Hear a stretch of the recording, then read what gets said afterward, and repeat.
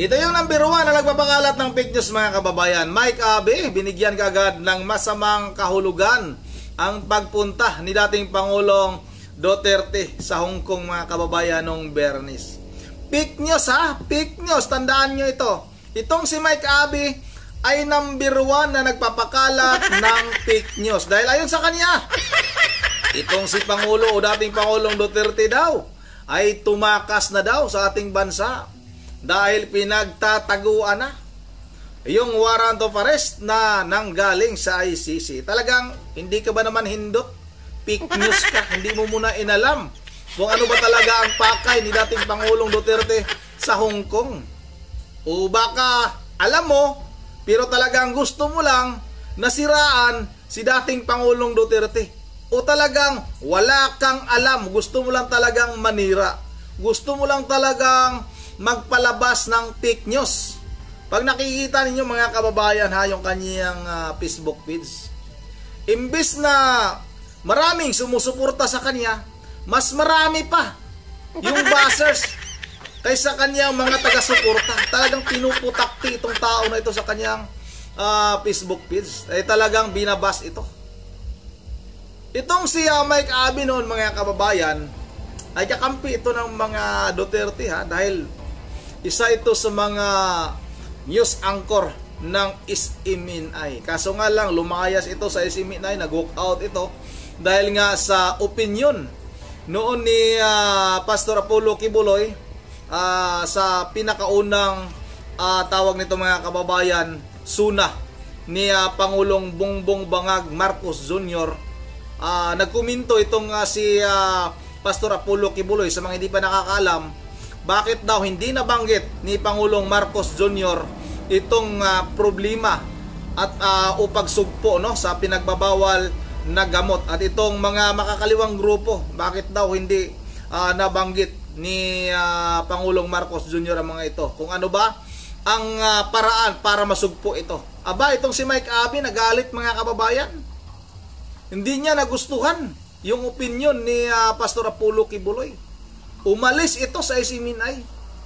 Nag-walk out ha, live mga kababayan, nag-walk out ito. Ibig sabihin, hindi kaya din bangag itong tao na ito? Dahil alam naman niya na bangag itong ating Pangulo, tapos sinusuportahan niya. Nagtatanong lang naman tayo, hindi rin kaya ito apektado nung mga nagpapakalat ng pinagbabawal na gamot? Baka nagbibinta ka rin Mike Abe ha? Kasi nga talagang galit na galit ka kay dating Pangulong Duterte. Ito ha, picture pa lang mga kababayan yung nakita niya. Picture pa lang. Pero tayo, may video tayo dito kung ano ba talaga ang pakay ni dating Pangulong Duterte doon sa Hong Kong. Pero itong hindot na ito ay kaagad-agad gumawa ng kwento, gumawa ng fake news. Kung anong fake news yan mga kababayan, ito panoorin natin itong, supot rin siguro ito, hindot na itong tao na ito mga kababayan, panoorin natin ito. Si dating Pangulong Rodrigo Duterte pasakay ng eroplano. Kung ngayon inaalalayan ng bodyguard niya, inawa ko pa nga sa bayawan kasi hirap na maglakad niyang mama eh. Ito, tatakas ba ito? Magpapakasyon? Magpapagamot ba? Ano ba lakad talaga nito? Bakit papunta ng Hong Kong? Ayan po nakita niyo? Nakita namin. Inalalayan siya ng kanyang mga bodyguard at alanganing oras po ang biyahe nito kagabi. Lumipad mula sa Davao patungo ng Manila, then Manila to Hong Kong. Ayan anong problema nito? Bakit bigla siyang umalis? Pakita mo ulit. Diba sabi nga nila hirap na maglakad, marami raw nararamdaman, pero ito biglang pag-alis. Ayan, So ano ngayon ang ibig sabihin? Ano ibig sabihin? Meron ba siyang iniiwasan? Nako, kaya na ha? Siya ba'y magbabakasyon? Siya ba'y magpapacheck up kung meron na sakit? Sana wala namang sakit. Siguro walang sakit kasi bibiyahe. Inaalalayan nga lang dahil alam naman natin hirap na maglakad. Ang dating Pangulong Duterte, bakit siya umalis ng bansa? Nagmamadali, walang schedule, tahimik ang mga vlogger nila, tahimik ang mga DDS. Usually pagka ang dating Pangulong Duterte ay dito sa mga probinsya kung saan may mga advance party yan. Ang iingay ng kanilang mga vlogger, darating na, dumating na, dinudumog na ng tao, ganyan ang mga dating ng mga paliwanag ng mga DDS vlogger. Diba, parang ginagawa nilang bayani si Duterte. Pero ngayon, nakakabingi ang katahimikan ng kanilang kampo. Isa lang yata ang nagsalita si Sal Panelo na hindi mo rin maintindihan kung papaniwalaan natin. Kasi sabi nga sa amin sa Batangas yung taong yan, 10 ang sinabi, 11 ang mali. Grabe yan. 10 ang sinabi, 11 ang mali. Kasi sinasabi ni Panelo, ay nagpunta raw ng Hong Kong at makikipag-usap sa mga OFW. Piling presidente pa rin. Anong gagawin niya sa OFW? Anong gagawin ng OFW sa kanya? Again, piling presidente ba? Kaya makikipag-usap sa OFW? O palusot lang yun? Anong kinatatakutan? Anong iniiwasan? Meron na bang warrant of arrest? Meron bang warrant of arrest galing sa Pilipinas? O galing sa ICC? Kasi sa Pilipinas. Yan, narinig niyo yung mga kababayan na mayroon na bang warrant of arrest mula sa Pilipinas at sa ICC? O, di ba? Talagang binigyan niya ng kaagad ng masamang kahulugan. Sinabi na nga pala ni Atty. Sal Panelo na pupunta sa Hong Kong dahil makikipagkita sa mga OFW. Ayaw niya pang maniwala. Talagang gusto niyang bigyan ng masamang kahulugan. Gusto niyang ipagkalat sa ating bansa na tumakas na itong si dating Pangulong Duterte dahil natakot. Mga kababayan, isa kang fake news, Abi. Wala kang, gusto mo lang talagang manira din, Kaya nga, yung Facebook page mo dyan, yung social media mo, ay talagang makikita mo mga kababayan na yung mga nagkukomento ay talagang binabatikos itong si Mike Abe. Nagpapakalat kasi ng hindi totoong kwento talagang halatang halata na galit kay dating Pangulong Duterte. Mike Abe, ulit, nagtatanong lang ha, bakit ka galit kaya dating Pangulong Duterte? Isa ka ba sa mga apektado nung war on drugs ni dating Pangulong Duterte? Nagtatanong lang mga kababayan. Pinas, wala naman ako nababalita ang warrant of arrest. Although meron siyang mga kaso sa DOJ. Di ba? Incite into sedition at kung ano pa mga kaso yung pinari sa kanya. Nandiyan pa yan sa prosecutor's office ng DOJ. Wala naman akong ibang nakitang ibang kaso na nakapile sa korte at makakapag-issue ng warrant of arrest. Wala naman So, kung merong warrant of arrest, ay baka ICC. ICC na naman. Nahimik na rin ngayon. Hindi katulad ng nakaraang mga taon. Kasi si Trump na. May mga complainant, abogado, at may connection sa ICC. Biglang natahimik ng ilang linggo na. Tahimik na kasi si Trump. Baka nga may warrant of arrest na. Naku po, ito na. Baka natunugan ni Digong Duterte. Kaya kahit hirap maglakad, tumakbo pa papunta ng Hong Kong. Hindi naman tumakbo, lumakad. Diba? Biglaan 2 oras more or less na biyahe from Davao to Pasay Airport. Then Pasay to Airport, diretso ng Hong Kong. Wala bang direct flight from Hong Kong o Davao to Hong Kong? Di ba meron naman yata? Kung naka-schedule yan na talagang walang emergency, meron direct flight Davao, Hong Kong, Hong Kong, Davao, di ba? International airport nga yung Davao Airport So, kung dumaan ng Manila, posibleng ang madalian ito. Kaya walang publicity, pati mga DDS vlogger ay tahimik, maaaring hindi nila alam o pinatahimik mo na pasamantala para hindi mo palawag. Pero nakita pa rin, may nakakita pa rin ang pag-alis. Paano ngayon yan? Sinakyan mo kagad. O fake news ba yung fake ba yung picture ng pag-alis? Hindi pick yung picture. Yung pike, yung pinagsasabi mo. Wala naman nagsasabi na pick yung larawan. Kasi totoo talagang umalis si Pangulong Duterte na sa Hong Kong. Pero ang pike, yung pagkatao mo. Yung mga sinasabi mo. Yan ang piki. Alala ko tuloy yung kasaysagan yung mga typhoon at pagbaha. Oo. Si Sara Duterte bigla rin umalis pupunta ng Germany. Yan, talagang Ano galit. ginawa niya ron? Tapos nang lumabas sa media yung picture na siya ay nasa airport. Aba nagagalit, bakit daw nilabas? Eh wala naman kung pwedeng itago sa panahon ito. Kahit sino pwedeng mag-video at mag-picture ng hindi mo alam. So kahit anong sikreto, pag dumaan ka sa tamang proseso ng pagbiyahe, makukuhanan ka at makukuhanan ka ng picture. Kaya nga, ito bang biyahe ito, fake ba ito, o talagang siya? Pero mukhang talagang siya. Kita naman Siya nga. Forma, diba? Iyan naman talaga siya. Kung maglakad at inaalala niya ng bodyguard. Kasi nga alam naman natin hirap siya maglakad. Ikaw rin, mangyayari sa yan. So, ano ngayon yan? Paano ngayon? Yan yung mahirap. O, wala nang iba. Talaga si Duterte yan. Si Duterte nga yan. Oo yan. Ito nakamalikod na kulay parang green na jacket.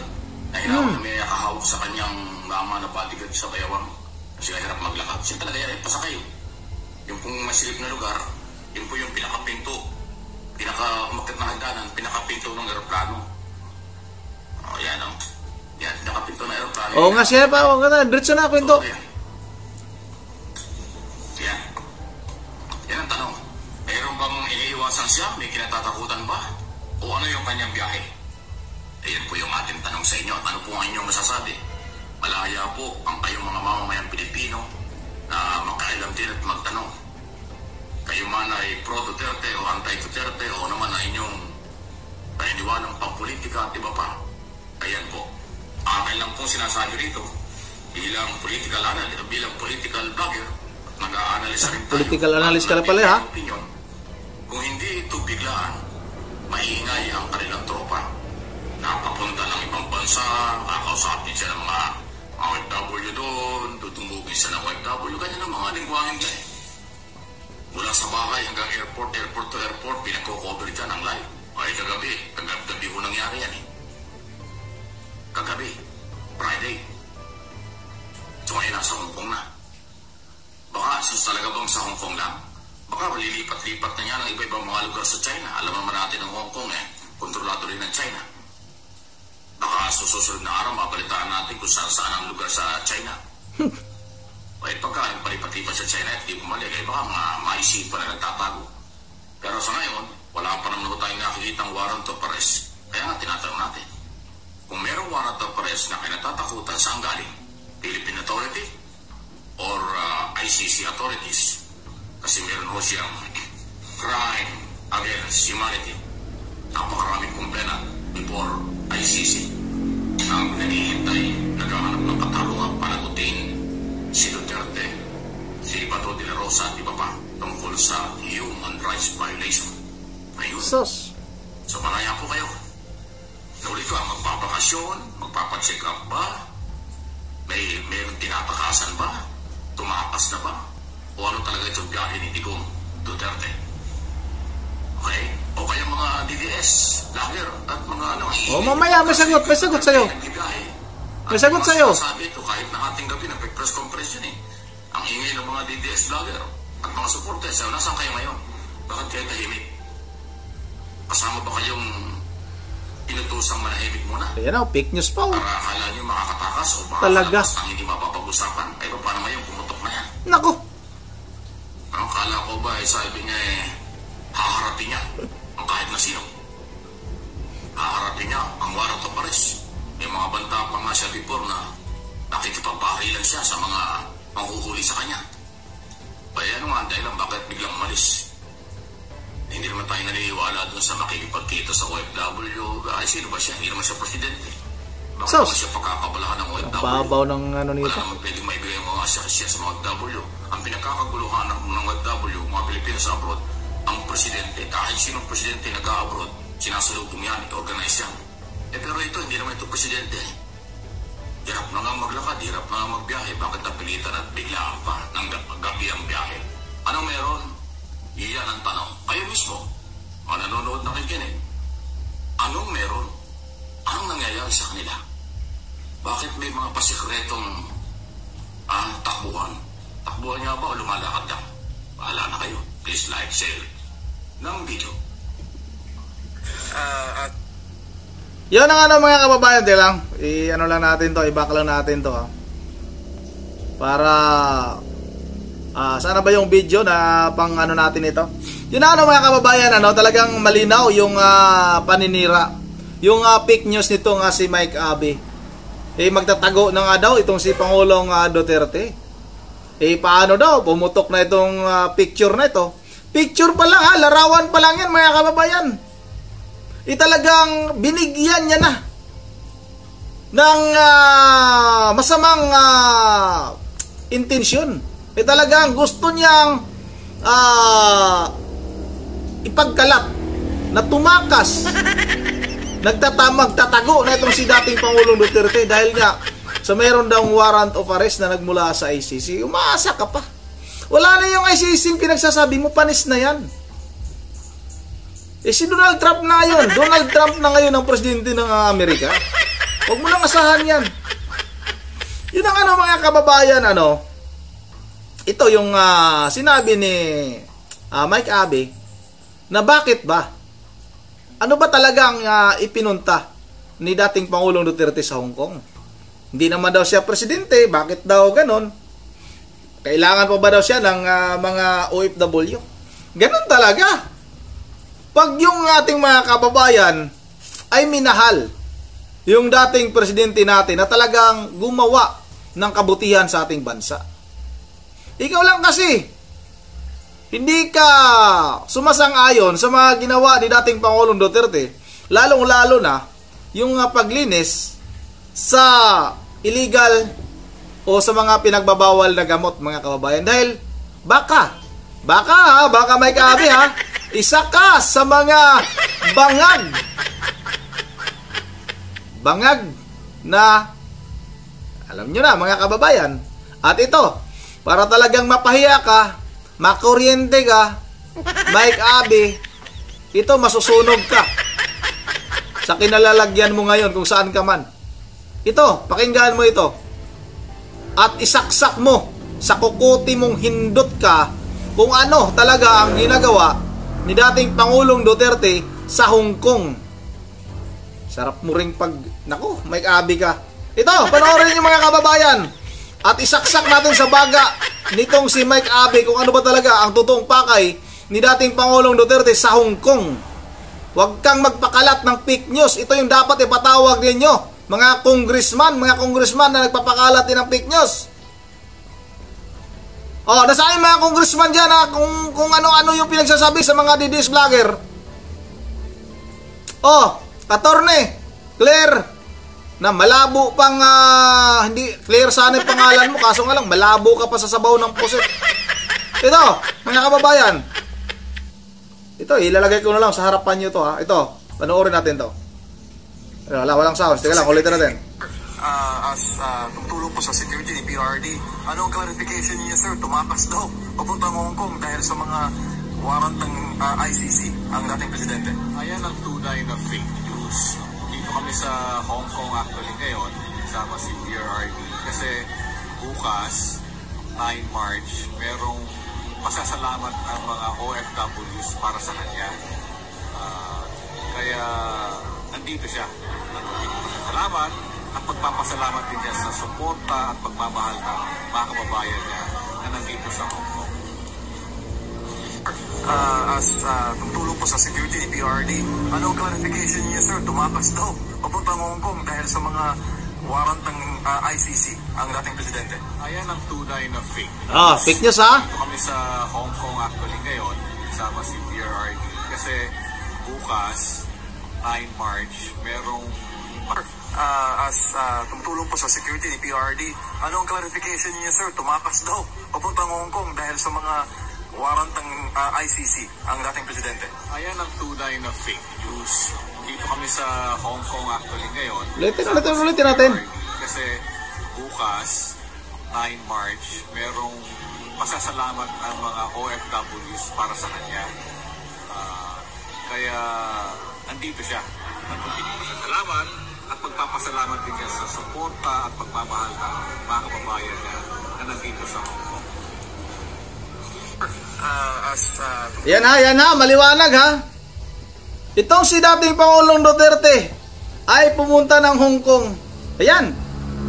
Isa na yan sa mga nagpapatunay. Isa sa mga security ni dating Pangulong Duterte. Oy, Mike Abe, fake news ka ha. Fake news ka, tandaan mo yan. Fake news kang hindot ka. Mahiya ka naman sana sa pagkatao mong hindot ka. Gusto mong gumawa ng kwento. Dapat inalam mo muna. Hindi yung ipagkakalat mo kagad dyan sa social media mo. Pero papasalamat na lang tayo mga kababayan dahil nabasa natin yung mga komento. Mamaya may isa pa tayong i-upload. Paninira niya din kay BP Sara Duterte. Talagang gusto niya sirain itong mga Duterte. Ulitin ko lang tatanungin ko lang ulit si Mike Abe. Mike Abe, bakit ba tila takot na takot ka na makabalik sa pwesto itong mga Duterte? Lalong-lalo na itong si Vice President Sara Duterte na maging presidente sa ating bansa. Alam naman natin mga kababayan, karamihan sa galit kay dating Pangulong Duterte o sa mga Duterte, bukod sa mga NPA mga kababayan, ang galit na galit kay dating Pangulong Duterte, itong mga durugista na naapektuhan yung kanilang hanap buhay. Mike Abe, isa ka ba sa mga yan? Nagtatanong lang ha, hindi kita pinagbibintangan. Isa ka ba sa mga naapektuhan sa ginawa ni dating Pangulong Duterte? Tanong lang. Kasi fake news kang hindot yung tao ka. Yun ang dito lang muna at bago tayo magtatapos ay mag-shoutout lang muna tayo Shoutout tayo sa ating mga viewers dyan na kumukunti. Shoutout kay Ma'am Berje Verel di Diyos ng Pulilan, Bulacan. Shoutout kay Michelle Bulima Idol. Shoutout kay Ma'am Joyce ng Japan.